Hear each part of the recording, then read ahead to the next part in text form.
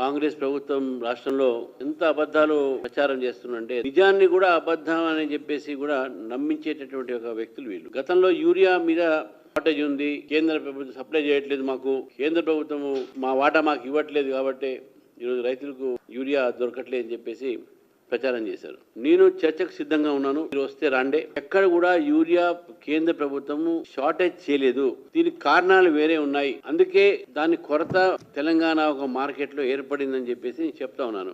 2028-25 అంటే రాబీ సంబంధించినటువంటి ఒక సీజన్లో అక్టోబర్ 24 మార్చ్ 25 లోపల భారత ప్రభుత్వము వాళ్ళకి సప్లై చేసింది 12,47,000 మెట్రిక్ టన్. తెలంగాణ రిక్వైర్మెంట్ ఈ సంవత్సరానికి రబీలో రిక్వైర్మెంట్ ఎంత అంటే 9.87 రిక్వైర్మెంట్.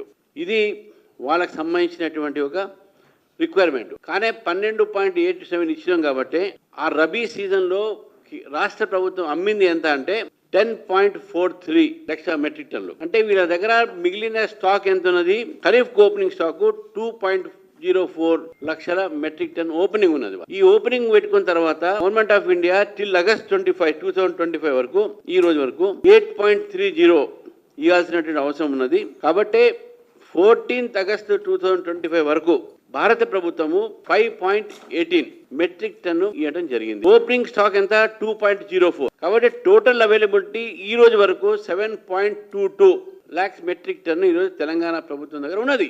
ఆగస్టు 14 వరకు నేను చెప్తున్న లెక్క.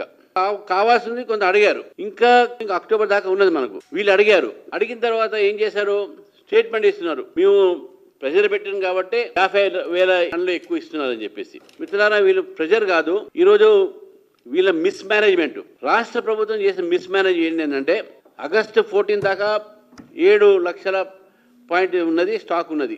ఇంకా వీళ్ళ రిక్వైర్మెంట్ ఉన్నది ఓన్లీ 2 చిల్లర లక్షలు మాత్రమే. కానీ ఎప్పటి నుంచి స్టార్ట్ చేశారు తుమ్మల నాగేశ్వరరావు గారు? 3 నెలల క్రితం నుంచే యూరియా స్టాక్ లేదు అని చెప్పారు. ఈ ఒక భయాన్ని మార్కెట్ లో సృష్టించి ఎరువుల ఒక షాపుల మీద రైతులు మీద పడి విచ్చలవిడిగా దాన్ని కొనడం జరిగింది.